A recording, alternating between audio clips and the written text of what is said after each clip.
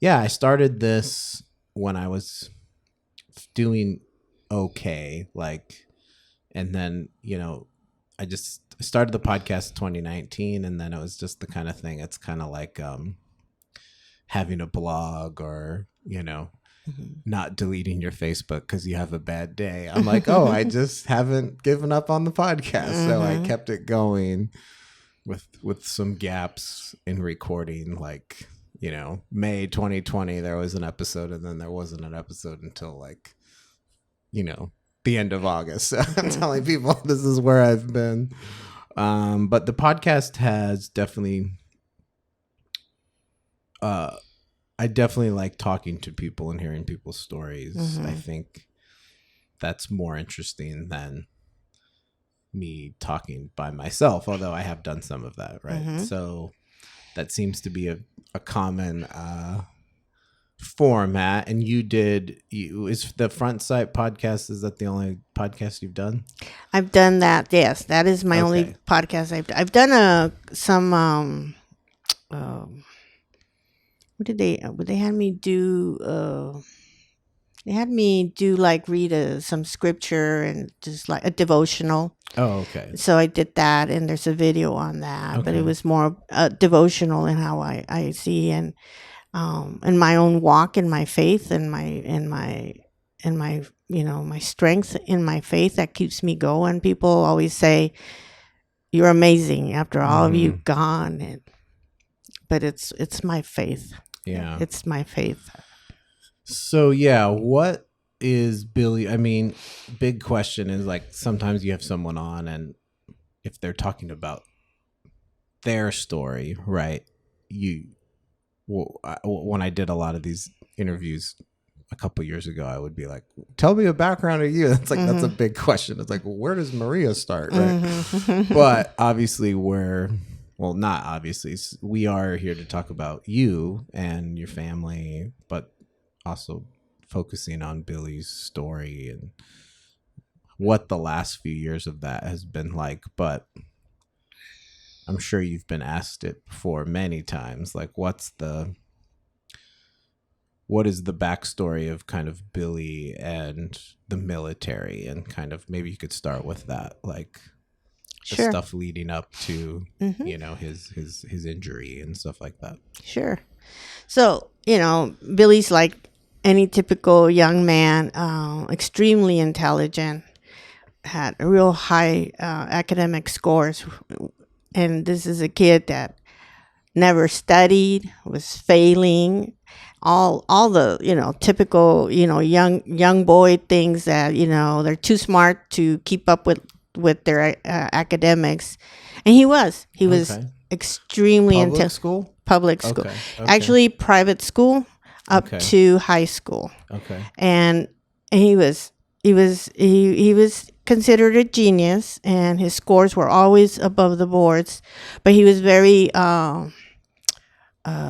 he wasn't arrogant about his intelligence. He was very it was very natural for him, and whereas a lot of young men who are very smart, they tend to be arrogant and kind of weird about it, and Billy was just very natural about it, and he actually didn't tell people how smart he was. And so as his mother and his dad, we would struggle with him because he wouldn't do his homework, so he was failing, and it just wasn't an interest to him.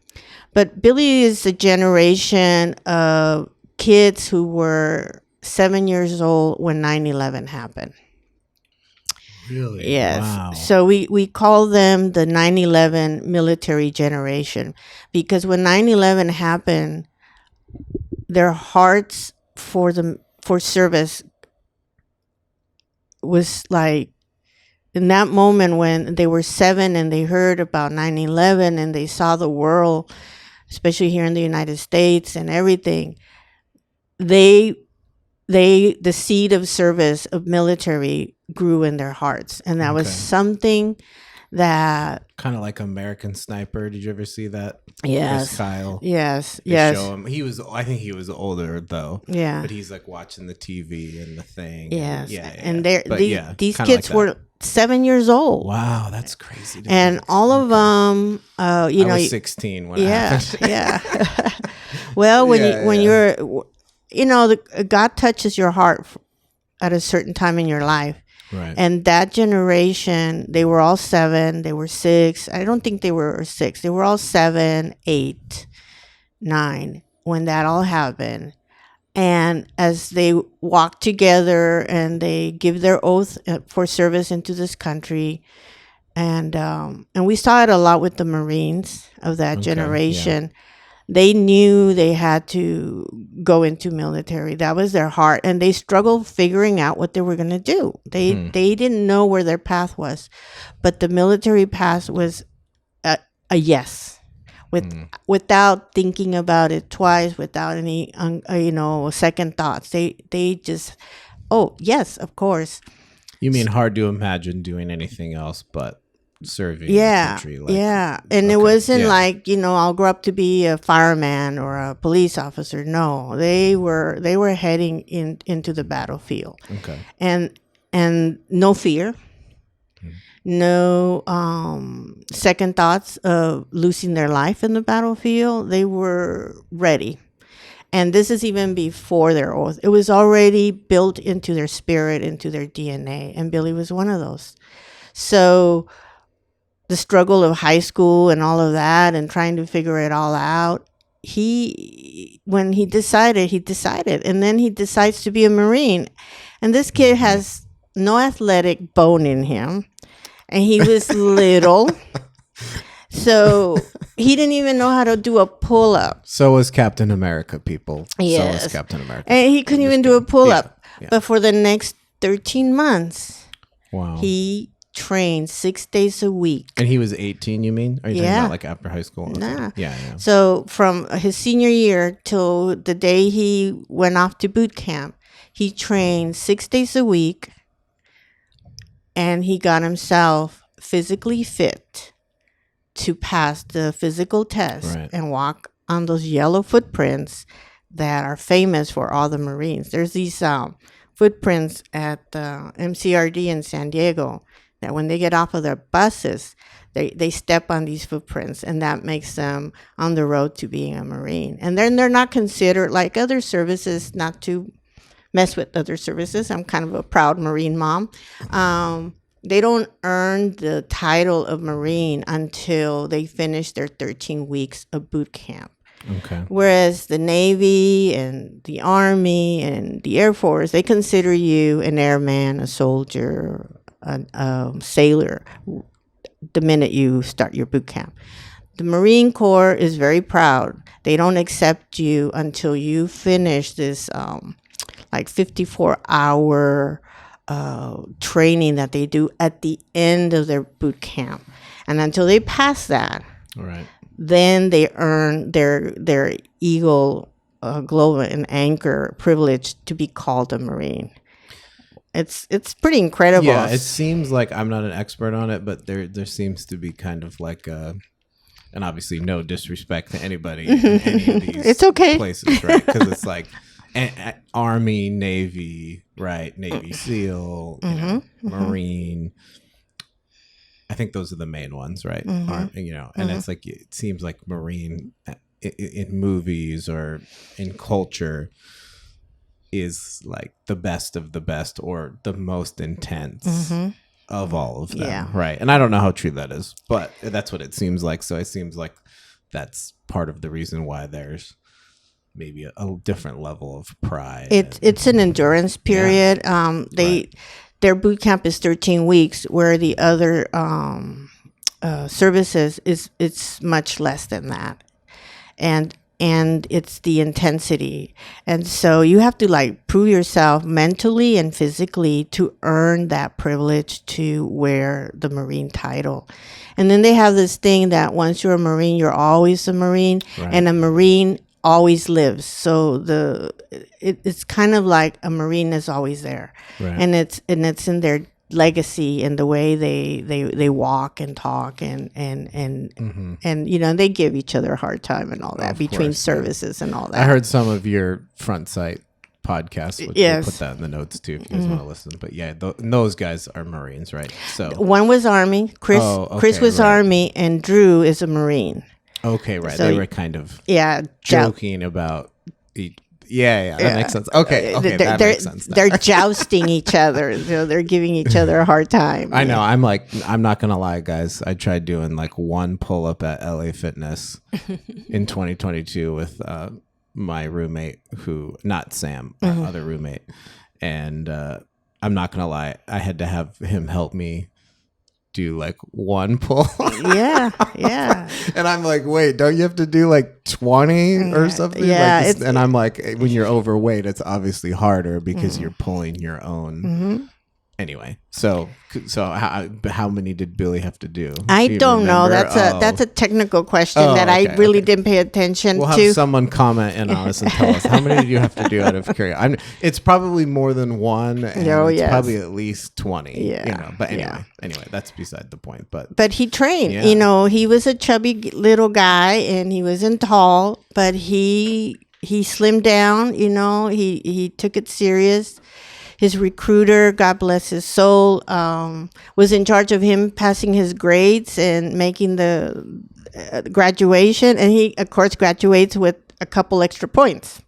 Because at this point now he had a purpose to graduate high school. He had a direction, and he was on his way. He was literally on his way. And he had two opportunities, and I always rethink what would have it been like.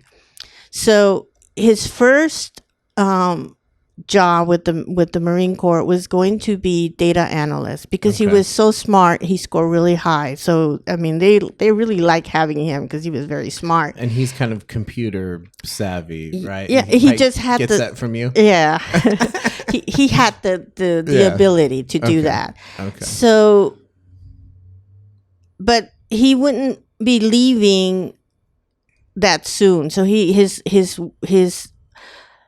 time to leave would have been longer away, and he wanted to go. Mm-hmm. So he changed his military job to Special Forces Embassy duty. Okay. And it was a 5-year contract because you have to train an extra year, and you get put in an embassy around the world, and that put him in the battlefield. Really? And he wanted that, and that's kind of a unique job and a very sought after job. What years was this in the military? He entered September 13, 2013, and boot camp graduation was December 13, 2013, and then he gets hurt. So that's like 11 years ago, or about 10 years. Exactly 10 years ago, pretty much. Yeah. Wow, it's been a decade. Yeah. And then, so how long was he there? But you're about to say it. So he gets hurt, but how long was that? Away? So yeah. Unfortunately, it was right away. That's why I always think of the timing of his deployment. So, or not his deployment, his boot camp. So he graduates boot camp. He comes home during the holiday season. And because it's the holiday season, everything's at the base is shut down for the holidays. So he gets an extra 2 weeks at home as a recruiting assistant for his recruiter. If he hadn't done that, he would have gone 2 weeks earlier and just sat around at the base waiting for them to start their training again. Okay. So he was real happy to be working with his recruiter. He even the Friday he got hurt, he had been at some high school. He says, I made those kids cry because I worked them so hard. He was so proud of himself. Okay. He was just so happy. He was so happy. But that evening, he was going to take this is Friday, he was going to take his father and his best friend to go see the movie The Lone Survivor. Okay. Yeah. And that's when he got hurt. So he gets hurt while knocking at his best friend's door, and their family pet dashes out the door. And there go both boys chasing after the dog. Okay. So, and my husband is witnessing all of this in front of him. So it's very hard on my husband too. Right. So where were you? I was home. You were okay. I was home. They were gonna go see this movie, And I really wanted a relaxing night. I had a lot of stuff going on, and I just wanted to be by myself and just have a moment. They were going to go see the movie. Right. My brother was in town, and he says, I really want to see Billy, and said, hey, I want to stay home, and they really want to go see this movie. Let's make it another day. A lot of things happened that night that could have changed what happened, that injury, that car hitting him. Right. I'm sure you've replayed it in your mind many times. So he runs out of in the street. So they run down the street and they get to the intersection, and Billy steps off the curb, and his best friend is on the curb. And I know my son, who just had boot camp training, who's been through awareness and all of that, he has his eye on his friend and his eye on that dog. A distracted driver runs a stop sign, sees the dog, and swerves to miss the dog, but instead meets up with my son and hits him. So she avoided the dog, but hit my son. Okay. And at this point, she throws him up 30 feet in the air. He lands with his head on the curb, and he has a compound leg injury too, with both of his bones coming out of his leg. It was a massive hit. So he hits his head, obviously. Yeah. And he injures his legs. And he is airlifted from Covina to USC Children's Hospital because he's 19. And LA County considers everybody under the age of 21 as a juvenile. So they start treating him as pediatrics. So they start treating him as pediatrics. And I think that saved his life too, because they applied medicine differently. It's based on weight and volume. You're good. Okay. It's based on weight and volume instead of age. That's one difference in pediatrics versus adult treatment, which is pretty interesting because a lot of adults become addicted. And so they're changing some protocols. And you said in the well, thank you for sharing. I'm sure you've told this story many times to people, and sorry if it makes you relive that memory. You said that he didn't want to take medication when he was there. You're talking about like Oxycontin or something, or some kind of pain, or narcotics. Or yes. Because we've all seen Dope Sick, the show, guys. Yeah. He was very aware of his injury. He lived his pain. Okay.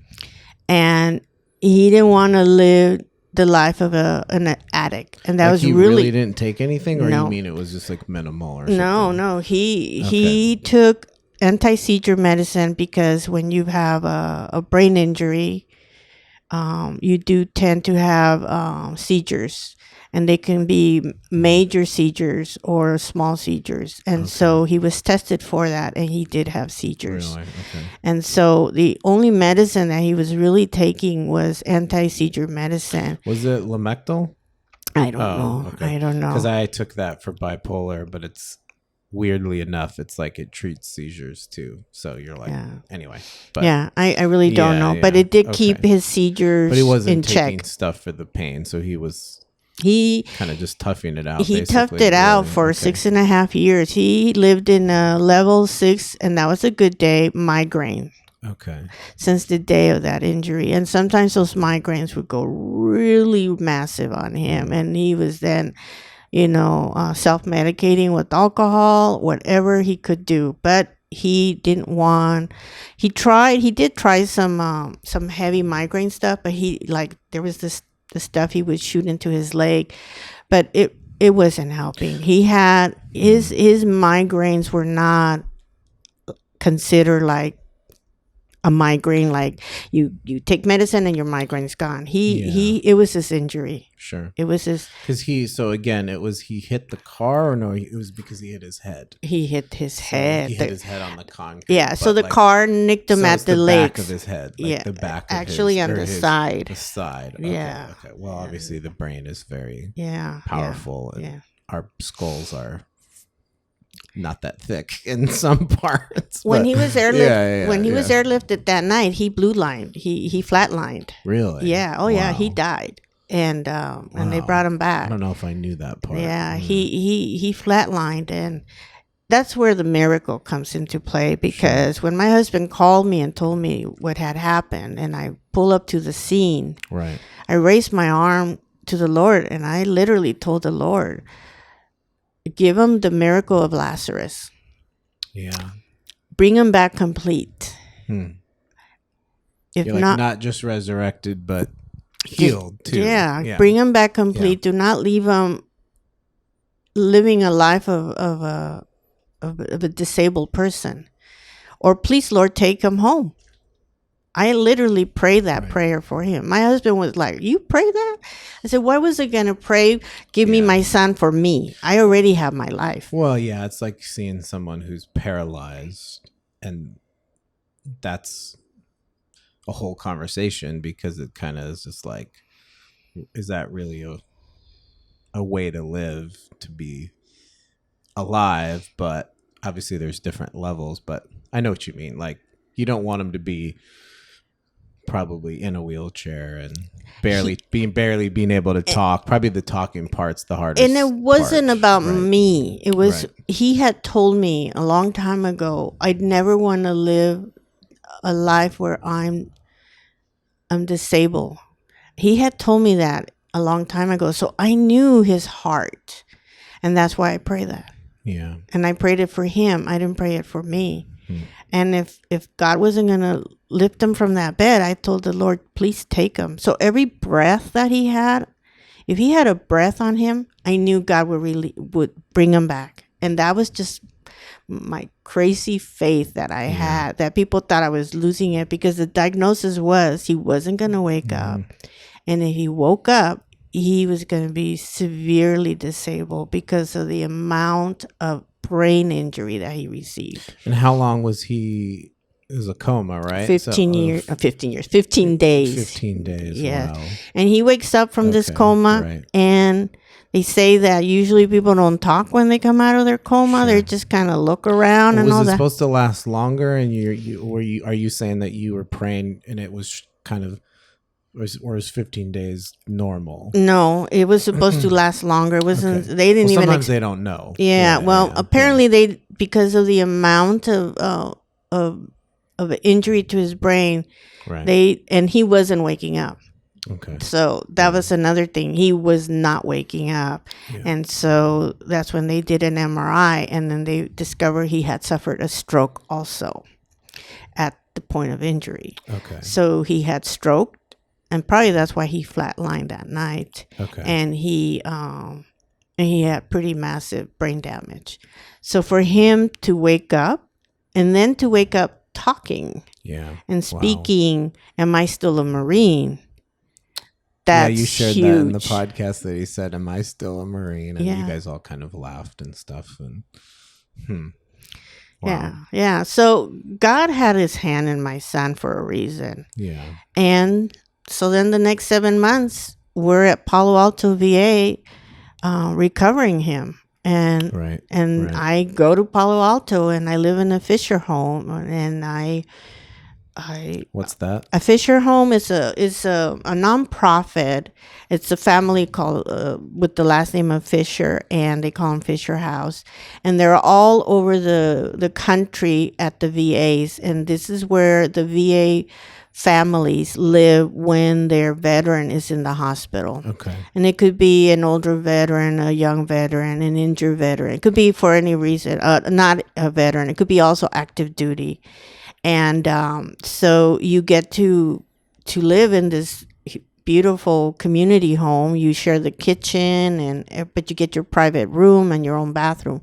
But everything else is community, and you just meet amazing families with all kinds of stories. And I lived there for 7 months while my son was at the Palo Alto VA recovering, and he came back. He came back. You met him. You could never even notice his So pain what in year him. is this again? 2016? No, 2014. 2014. So Okay, 7 months there, and then he goes to Camp Pendleton, and he's assigned to Wounded Warrior Battalion. Okay. And he is at Wounded Warrior Battalion for 2 years. Okay, because that's right. You said he did the training the end of 2013. So then this is shortly kind of after. So he that. gets hurt Okay. January 10, 2014. Okay. On a Friday. He's supposed to go back to continue his training that following Monday. Yeah, January 2014 is when I moved to Pomona and did so that's like almost, 10 years ago. Wow. And how old was he at this time again? 19. 19? That's what you said. Okay, it was 19. So the rehab part was So it was just a lot of physical. It was amazing rehab. Okay. You know, there was 2 hospitals they wanted to send him to that did recovery of the brain, and the VA at Palo Alto did an amazing job. The first wars, we were having a lot of our military guys being blown up and suffering traumatic brain injuries. Okay. And the Palo Alto VA came up with some protocols that they use to recover the brain, and it's amazing. And it's a therapy of a neuropsychologist, your general doctor, speech therapist, and then physical therapy and occupational therapy, and they put it all together simultaneously. Wow, as it's like a whole team. It's of a people. whole Okay, right. a whole group of, and they do it simultaneously, constantly, and the purpose is to recover the brain to full functionality, and they've been able to do that because they treat the brain through all those pathologies, through all those meds, and now they use that obviously to continue to recover brain injury, but they use it for the older veterans who have strokes. Okay. They're able to recover from their strokes completely. It's amazing what they've done.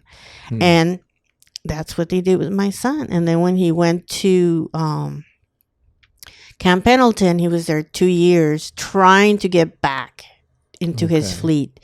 And at some point, You guess mean what? After all this. At some Okay, point, Really? he gets allowed to go back. Really? Yeah, Were but he there never. rules against that because of what happened? Or, Well, or he restrictions you or can something? see, you met him. You could never see what was wrong with him except for Right, the scar on the side of his head.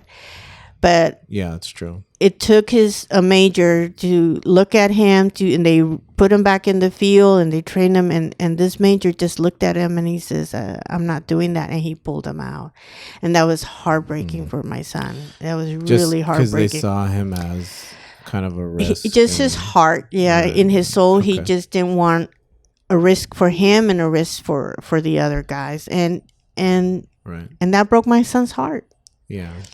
But when we reflect back, and we would tell him this too, in his time at Wounded Warrior Battalion, there was a lot of injured older Marines, and they were salty. They were angry at the world. They were upset at the world because their injuries were going to pull them away from their military career. And there was a couple guys that my son actually talked away from their suicide.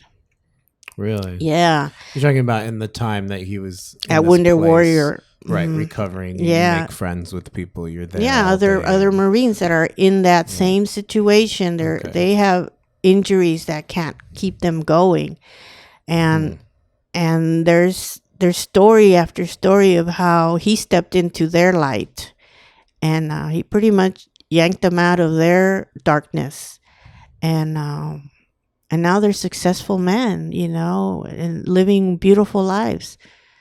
So when he took his life, they were in shock because he saved them. Right. Yeah, it's interesting because I think anything in life where I don't have personal experience with the military, but I think it's the idea of just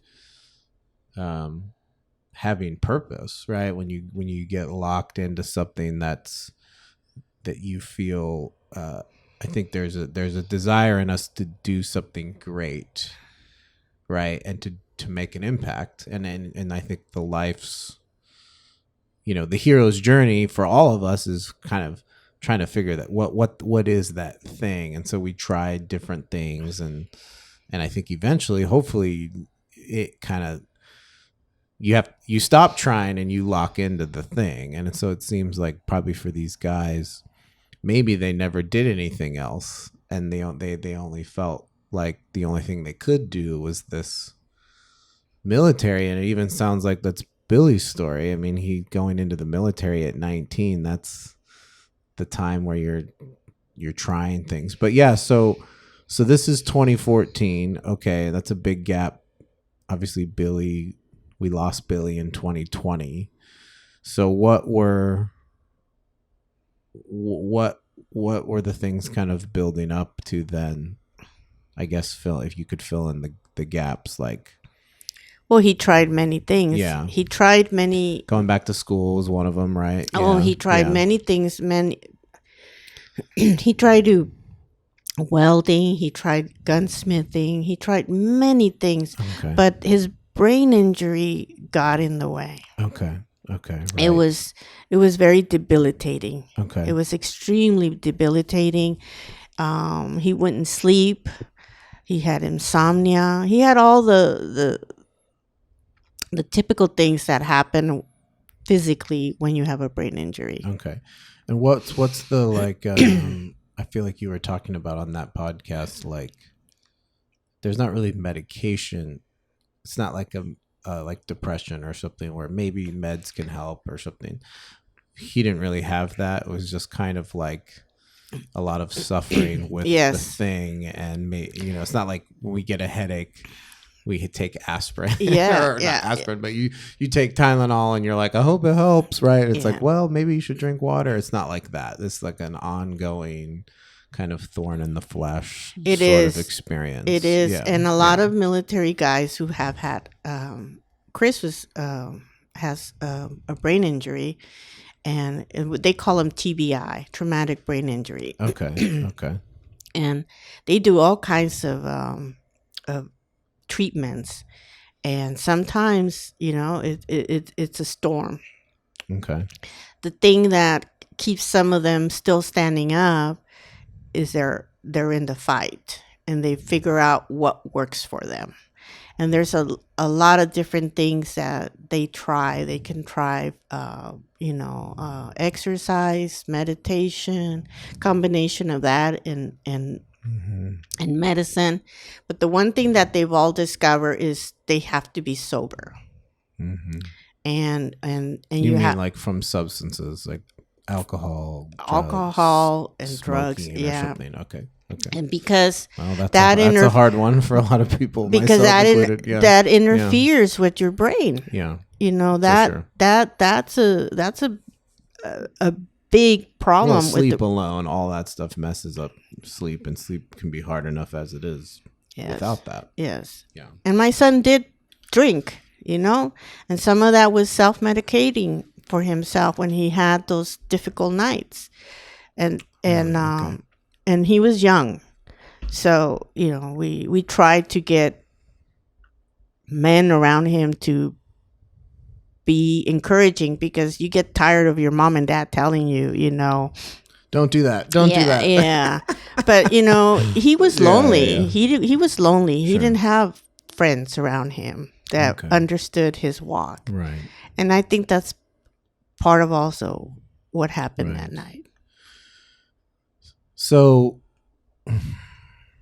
yeah, thank you for sharing. And we were talking about when I was reaching out to you, and I was like, oh, let's do this over Zoom. And you're like, no, I want to do it in person. Mm-hmm. And then now I'm seeing why that's so much better, because sure, as a podcaster, I've done this a couple of different times in person, and I'm always like, but to see you, sitting not that far away from me, and to see that you're tearing up and you're emotional, that's obviously not the same kind of experience I get on the Zoom. So anyway, glad that I get to see you in person, and you know my story too. I was in a coma for a few days and I survived. And so even hearing you kind of talk about, Billy in this way, or really when I hear anyone share some kind of suicide loss, like a loss to suicide, right? There's sort of a strange thing where I feel grateful for my own story because it's something that 10 years later, I remember. I think about it probably every day. I have scars on my wrist, but then I also feel a tremendous amount of compassion for you, and also sometimes some guilt for my own, like, why did I make it and why did this person not make it, like kind of almost like a inverted sense of self-worth, like what's so great about me that I would survive, right? And obviously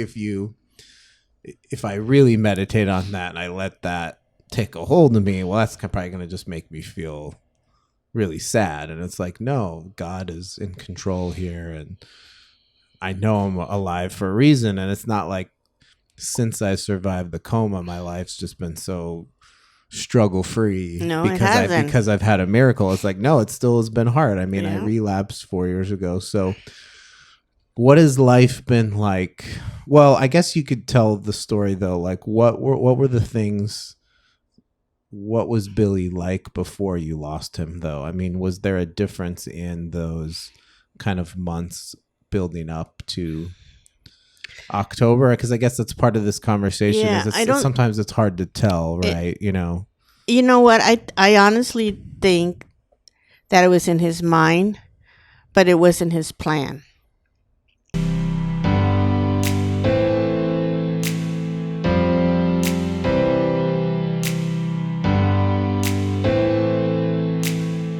So I was kind of just saying, like, yeah, what were the things? I think something you said in the Front Sight episode was something that was interesting, which I think is a part of these conversations, is like, you were saying something about Billy kind of hiding his headaches or his pain, kind of maybe not always letting people know. And then you were starting to talk about how it was hard for people to understand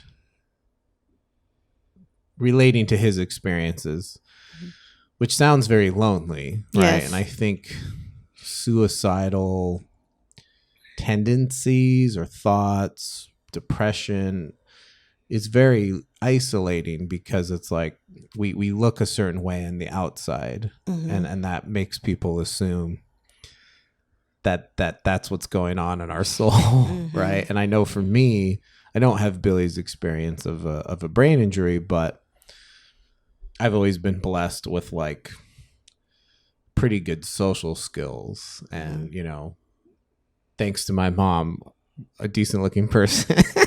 Right. So whenever I've struggled and I've ended up in some of these places, it's like, it's not necessarily funny. It's more just like, oh, like you seem fine. And you're like, dude, you don't know what's going on in my mind. And I think that's, and that's the kind of dynamic that exists with these things. We can't always tell. We fake it until we make it. And sometimes it's kind of like you fake it, but you're not until you make it. You fake it because you're struggling.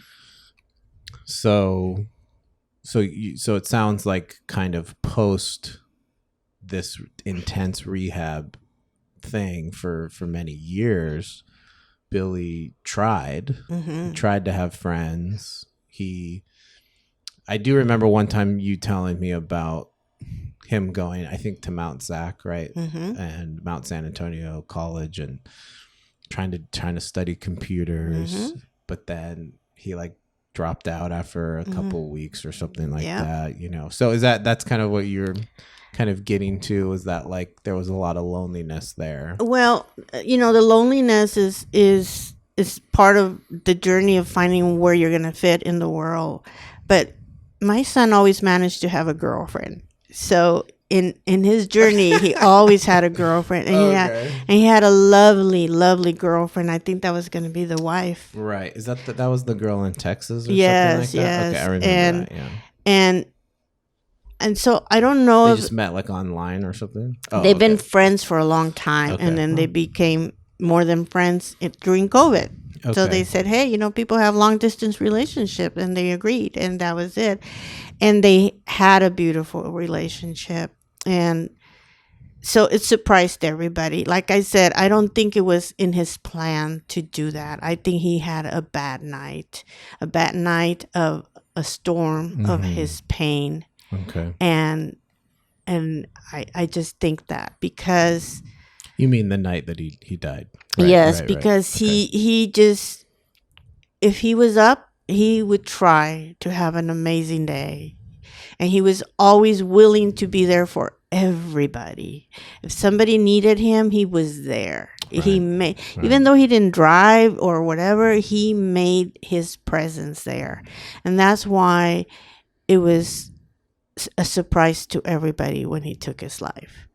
But I think it was just the pain of his injury and how long he lived in it and how debilitating it was that he just didn't get to see his next day. Yeah. And I'm I see grace in all of that. Yeah. I see for him, because he could have shot himself and still be walking and messed up. Well, I think some of the hard part with this is, I think that there's some stuff that has been in the news about assisted suicide, right? Like in Oregon or something, right? Where people can go. There's movies that have been made about this, fictional and non-fictional, right? About people who have been living with, cancer seems kind of like there's an expiration date on cancer, right? I mean, if you don't beat it, usually you die by it, right? So, but there's all these other things where you can live a long time, but you're maybe you're just in a wheelchair. You're not living a great life, and the people close to you want you to be around as long as possible, even if they understand or they don't understand that you're suffering. So it's a really complex thing, because you don't want, in the past tense, like when Billy was here, you weren't praying for him. You didn't want him to continue to suffer, but you also wanted him to be here at the same time. Yeah, of course. And that's what's so hard about these kinds of things. It's like, is it selfish to want the person there? And then they're thinking that thought too. They're like, well, is it selfish for me to not be here? And I think a misconception about suicidal tendencies, thoughts, is that's always kind of the thing that people can say. They're like, oh, well, that's a really selfish thing that you took your own life. And if someone's standing across the way from me, like we are right now, and someone was like, Jared, quit being selfish. Why do you have suicidal thoughts? Right? You would probably get mad at them, because you would be like, hey, look, dude, I'm not trying to be selfish. I'm literally feeling like a victim of my own mind. Like something's broken in my mind. I don't want to have these thoughts, but I do. That's part of it. And the other part of it is that I do think we are in control of ourselves to a big extent. It's both. Yeah. And so Billy probably felt like he wasn't a victim to his injury, but he was already trying a lot and already fighting, and that's a hard thing for other. Do you think it's like, because you obviously miss him 3 years later, but you didn't want him to suffer. It's a hard question. It's a hard. He should have died when the injury happened, and only God knows why he didn't. Okay. And he didn't because he needed to save 4 other guys. And he didn't because even after he's gone, more guys are being saved. You know, in the veteran community, in the military community, there's 22 veterans a day that take their lives. That's a huge number. If you think of the 22 a day. 22 a day. That's like in 24 hours right now in this moment. It's like almost one an hour. Yeah, we're losing a veteran. Wow. And well, it shows you also how many veterans there are too. And the population of a veteran compared to the population of the world and the statistic of the world that commits suicide on a daily basis compared to the population of a veteran, that 22 is a huge number and a huge loss. And I think Billy's life helped bring that to the light and to people to be aware, because Billy knew that. Billy knew about veteran suicide on a daily basis, and he dealt with his brothers that were at Wonder Warrior Battalion who were attempting it, and he yanks them out of their dark world, and it's literally a dark world, and he, for whatever reason, his light just comes into their being, and he wakes them up from that dark world. And that dark world is mental health, is physical health, is a combination of social, everything. And then after he leaves us, and he lived with not showing pain, not showing, and saying to everybody, keep working, keep pushing, keep fighting. And that's what he leaves us. He leaves us with that. And I think Billy survived to bring his brothers through the light of suicide. And I always think about that. So his mission was to go to Wonder Warrior Battalion, to fight for his brothers, to fight for himself. Yeah. And continue to fight. Yeah. I remember on the day of his service, and you and your mother walked up to me, and you were struggling, and I looked at you, and I said, "This is not romantic." Yeah. This is not the in 3 Novembers ago. Yeah, I remember my mom came for that. Yeah. At the Purpose Church. Yeah. And yeah. And I told you, this is not romantic. All of this. I mean, my son had a full military honorable service, and you were struggling in your moment still. You were just barely coming out, and it was hard for you. And I put my hands on your face, and I said, "This is not romantic. Yeah. This is hard." Yeah. Well, yeah, it's to the thing I was just saying, and hoping that makes sense. I think you can have a certain level of compassion if you've never lost someone to suicide, or you've never had those thoughts yourself. Of course, there's a big percentage of the population that's in that kind of category, and so compassion doesn't always have to do with personal experience. I mean, right, like scripture, right? Jesus looks on the crowds and he has compassion, and the idea is that that's a motivation for him to heal, and he was human, tempted, and all the things we know. But sure, he didn't have the personal experience of all the people that he was healing. So but when you've been through it yourself, and I remember that 3 years ago, struggling more then than I am now. I was just coming out of a hard time too, and I remember a lot of people saying that to me. A lot of people at our church just probably saying it with gratitude, like I was having suicidal thoughts every single day that whole entire summer. Yeah. And I do remember one of the days hanging out with Billy, like in the middle of the day, like going to your house and watching funny videos on the TV, and closing my eyes, pretending like I was asleep, because I was struggling, and Billy was there for me then. And he says, "Jared's coming over, Mom." I remember, but it's and like you're saying, right, he was able to reach a lot of people, but also the loss is still heavy. So how do like how do you deal with the grief like 3 years later, right? Maybe it's different now than if we would have done this earlier, and maybe No, it's still the same grief. yeah, okay. But my grief is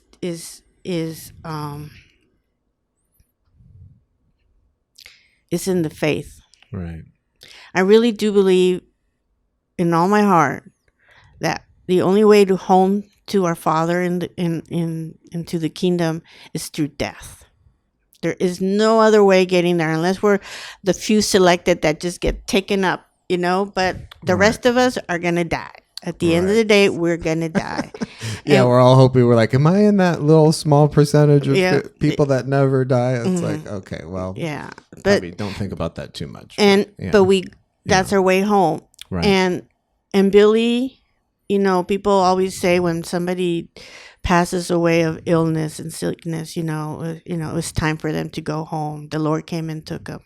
My son knocked on the Lord's door, and the Lord received him. He said, I know you, come on in. Mm-hmm. He received him. And I see a lot of that because his legacy continues to save guys and military guys, And so my grief has light. It doesn't have sorrow and darkness. Mm-hmm. And my grief is with thankfulness and gratitude, mm-hmm. and joyfulness. And yes, there's tears. You can see them. But I'm grateful. Yeah. I am so grateful for my son. And I thank the Lord that he gave me the blessing to be his mother, that he loaned them to me. Yeah. Wow. Yeah, it's interesting because I think there's a tendency in our culture, like the American culture at least, which is what I'm assuming most people would be listening to this podcast are probably from America, but there could be other people that are from different places. There's a tendency to busy ourselves because we're already kind of just naturally busy, like most people are, right? Like we got to work and we got stuff to take care of, and sometimes it's hard to even go to church or do things that are good for our souls because we're so busy. Or maybe that's how it is in California too. But when it comes to grief, I think there can be a dismissiveness with it, right? Like a try to forget about it. And I see you posting pictures of Billy on Facebook and remembering him. And I see you right now as we're talking about this, like feeling the feelings, right? Like you're crying, but you're like you're saying you have gratitude, but you have grief, and they go together. And I think that should might not be a popular word, like, well, this is what grief should look like, but it seems like that's really the only way to kind of get through it. I think it should. To feel it, right? And yeah, I think it we should. We struggle with that. We struggle with that idea. Yeah. I think we should. And I think there's and it's a choice. And it's a choice of faith versus lack of faith. Right. And it's a choice of believing mm-hmm. what Christ came to show us, or not believing, or pretending to believe. It's where do we sit in our faith? Where are we in our walk while we're still here, and when we go home tomorrow to the mm-hmm. Lord? And that's the hard part. That's the part that it's unbelievable to a lot of people. They just don't understand it because maybe their faith is not yet where it needs to be. You know how many times I'm approached as to, it's amazing how you walk with this, and he's my only child, mm-hmm. but I'm just like, right. What do you mean? I'm like, I have faith. Where is your faith? Where is your walk? Where is your light? Right. And that just makes me sad because there is no light. Mm-hmm. And even though they speak faith and believe, they're not really living it. They're just reading the words on the book. Yeah. But they're not, it's not in their DNA, it's not in their soul, it's not in their spirit. Without mentioning names, I was approached to speak to a mother of a pastor who became a widow, and her son decides to follow his father's footsteps, and he's a pastor, and he takes his life. Mm-hmm. And this mother can't even go back to church. And that just grieves my heart for her, because where is her light? Right. Where is her faith? Right. And that's where I walk. That's where I'm at. And that's how I live. And that's where my strength comes up. Because if it was up to me, my husband would have to put me away. I would be an addict, living on the streets, dirty. Right. It wouldn't be, because my flesh can't do it on its own. Yeah. Well, I think you're talking about possibly the religious spirit, or the religious kind of construct where we have knowledge, right? We have a knowledge of the scripture, or what we learn and what's been passed down. But then if it's devoid of the experience, right, then it can get dry and stale, and possibly all kinds of deception, or just without the experience, it really can run its course, right? It's hard to kind of fake your experience of God. I mean, maybe people can, right? And I think that's why we need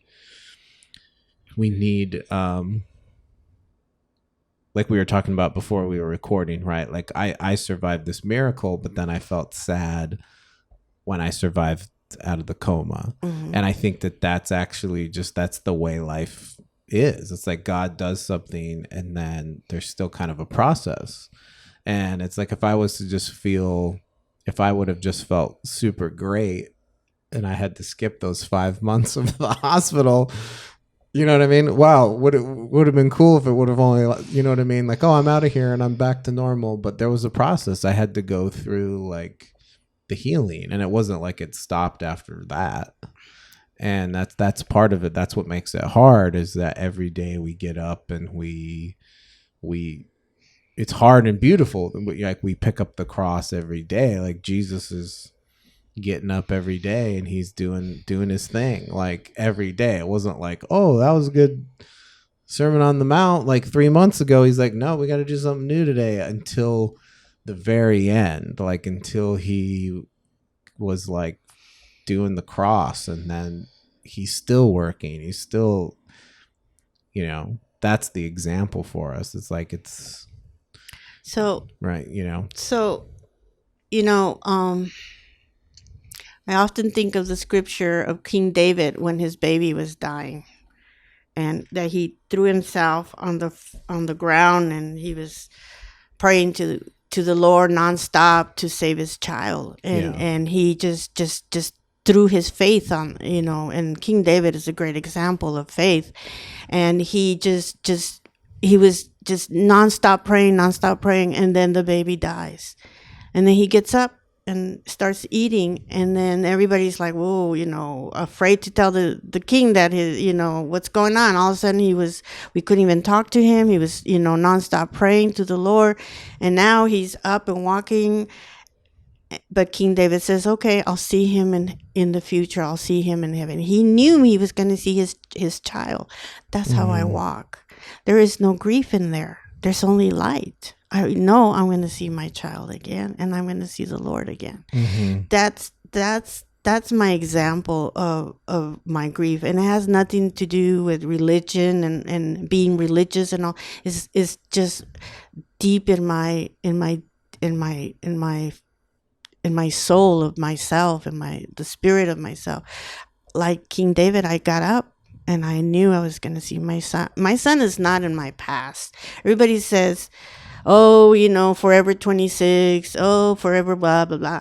I don't think that. My son has a birthday every year because he was created, he was born, and he continues to live. Right. He just doesn't live in my presence, so he continues to have a birthday, and that's how I see him. I see him in my future, not in Right. my past. It wasn't the last time that I saw my son, that the last time this and the last time that. I see him. He's already crossed the finish line, and Yeah. he's waiting there for me. The cloud of witnesses kind of thing. Yeah. Yeah. You know, Yeah. and that's how I live. That's how my grief is different, maybe, or Well, there's or- hope in that. You're gonna see him Oh, again. yeah. I'm gonna see him again. Everybody that we've lost that followed the Christ path, like we're gonna see them again. I mean, I hope so. You're like, I hope so, right? But we don't know when that is. We don't know when that will be, but that sounds like that helps you get through. So what do you think is like the way forward?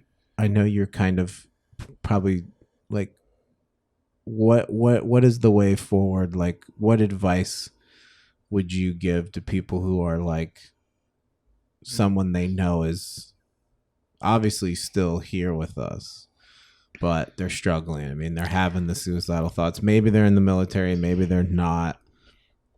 I think that would probably be a good place for us to kind of try to wrap this up. But like, what do you say? I mean, obviously we are talking about some faith things here. We're both Christ followers and involved in church, and obviously not everyone has that. But what have you learned in the last few years, and what would you offer? After my son passed, I was approached by 4 different veterans who were contemplating going home to see Billy. Okay. And I said, no, I can't go home and see Billy. While we're still here, we have to fight for each other here. And we can't not give each other that second chance, that second opportunity, because we might miss something we should have been doing that we needed to do. And so we, like King David, you got to keep praying, you got to keep fighting, you got to keep coming forward. And then if only the Lord knows how we each get to go home, but it shouldn't be by giving up. And so I wish my son would have given me a moment. Yeah. And I wrote that poem about 22 seconds more. Oh yeah, you read that on the. We'll have to put that in the notes for this show or something. But yeah. And if he had given me 22 more seconds, maybe he would still be here with us. Who knows what his maybe would have been like. Right. And so I keep asking, because 22 seconds can save anybody. Yeah. And the reason I call it 22 seconds is to honor the 22 veterans a day that take their life. But we actually did an experiment. That makes sense now. I got it now because I listened to that episode. Yeah. So we did an experiment where we could make a phone call in 22 seconds. So please reach out. Right. Yeah. We will be here for you. Like when you reached out to Billy that afternoon, and he let you come in. Well, yeah, I think the advice with that too, which is something that I've thought of a lot over the years too, is there is an impulsivity behind suicidal thinking, meaning it comes and it's very complicated, but like it feels overwhelming. And I think if you've been dealing with that for a while, it's like, no, man, just get through the night, get through the day. It's going to get better. Like, you can't stay permanently suicidal. I mean, I think that a lot of people believe that, and I believe that too. But it doesn't reduce the fact that it's a struggle when you feel those impulses. So for you to say, hey, 20 seconds more, you're right. I mean, what if you start feeling less suicidal after 10 minutes or 5 minutes, like, you never know. What if it gets better tomorrow, and tomorrow's the day? None of us know. You can't go up to somebody and say, hey, on Monday, November 20th or something, right? That's going to be your day. Like no one can do that, right? No one can do that. But I hear what you're saying. It gets better.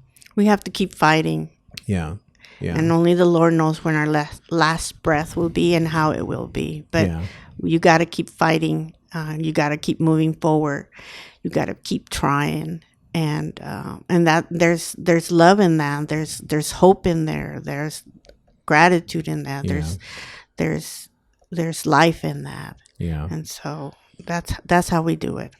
Yeah. That's how I do it. Well, thank you for being here. Oh, that's Billy right there, guys. Look. There it is. Woo! Here, I should do a picture of this too. Whoa. Thank you for being here.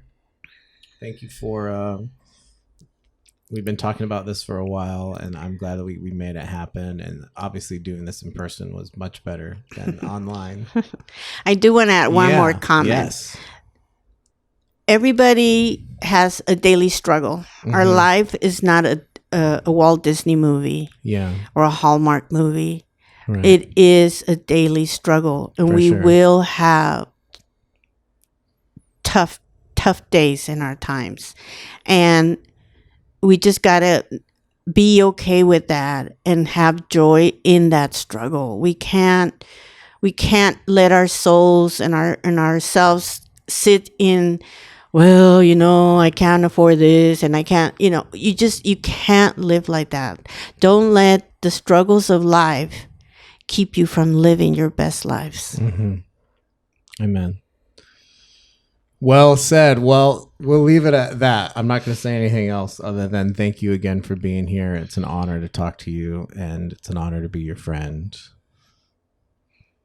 All right. That's it. We're done. Thank you so much. Okay. Well, cool. Okay. Let's see.